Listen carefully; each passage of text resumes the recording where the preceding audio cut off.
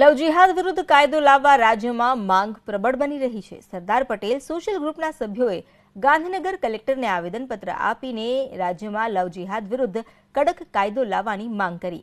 અગાઉ વડોદરાના સાંસદ રંજનબેન ભટ્ટ, મનસુખ વસાવા તેમજ ધારાસભ્ય શૈલેષ મહેતાએ આ મુદ્દે માંગ કરી હતી। હવે એસપીજી પણ સક્રિય બન્યું છે।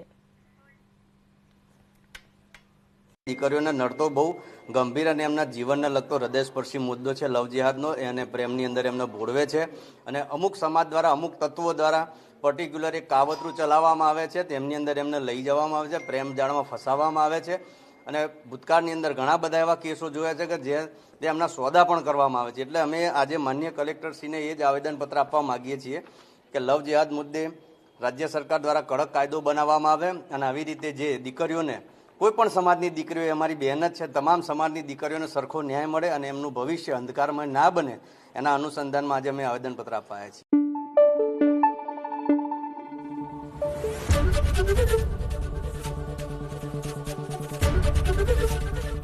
एबीपी अस्मिता, गुजरातनी अस्मिता।